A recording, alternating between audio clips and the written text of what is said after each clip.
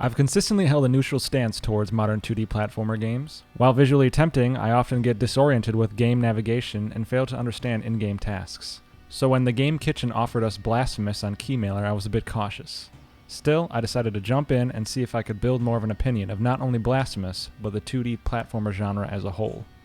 Now, to be more specific, Blasphemous is a 2D action platformer that describes itself as punishing and high-paced. Backed by almost 10,000 people for $333,246 on Kickstarter, the game finally released on September 10th on Switch, PS4, Xbox One, Windows, Mac, and Linux. So be sure to check out the links in the description for further information if this piques your interest. Blasphemous sets itself in an obscure gothic world known as Svistodia. Venturing through tombs, dreary mountains, gloomy forests, and dismal cathedrals, players are offered a visual experience that is unique and in a way admirable. The developer claims it was constructed pixel by pixel. I'm not entirely sure how that works or what it means, but it definitely shows. It's tempting.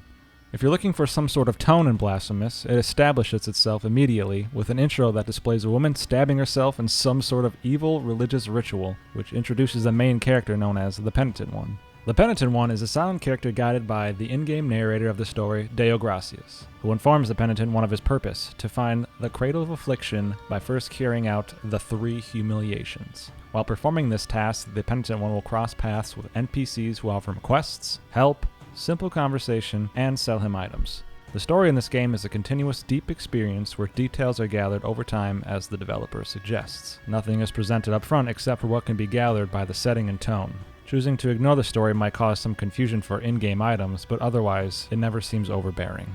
Moving into gameplay, Blasphemous handled well. The controls were smooth and I had many instances while playing that had me saying, I meant to do that. Running through levels, I found little issues with platforming, except, however, almost any time I landed on a high platform and couldn't see below me, it almost always ended with my demise, which had me avoiding those areas altogether, which is a disappointment considering the elevated platforms seemingly always led to a collectible. Aside from basic tasks like moving and jumping from platform to platform, Blasphemous offered the ability to climb walls using your sword. There is a map that players can view, although it tends to be hard to understand it initially. It shows connecting levels and their height along with the Priadua located throughout the world. Dying, which happens often, puts the character back at the Priadua, where you save the game. When you die, your character drops Guilt Fragment, which can be recovered by going back to the spot you died.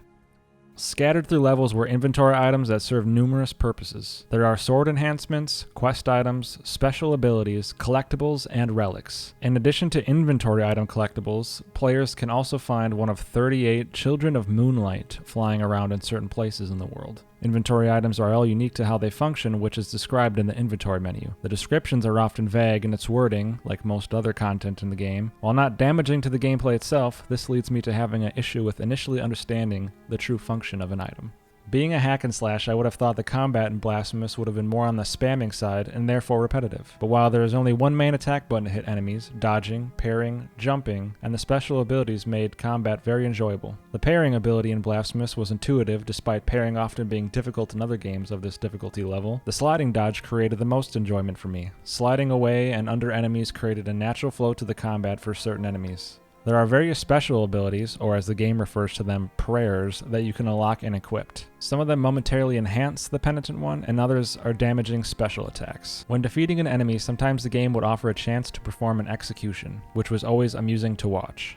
Enemies in Blasphemous can vary by difficulty and by which region of the world they are located in. There are weak enemies, light-hitting enemies, heavy-hitting enemies, flying enemies, enemies that throw things, giant enemies, and more scattered throughout the world. The first enemy I crossed paths with seemed to be a mini-boss, and it took me a death or two to understand his cadence, but once I understood his movements, I took him down no problem.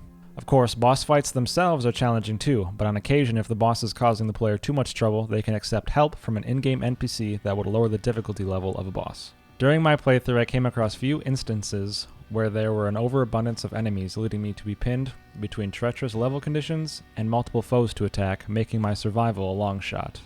I understand having difficulty, but to take away my enjoyment of dodging and parrying enemies to then making my death seem like it's up to circumstance of my surroundings takes away my enjoyment.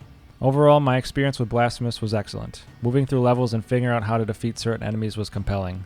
I did mention that Blasphemous had some faults with the map and dying due to copious amounts of enemies and obstacles. But as I mentioned earlier, I've always had trouble with modern 2D platformers, and Blasphemous took my troubles and created some interest in the genre.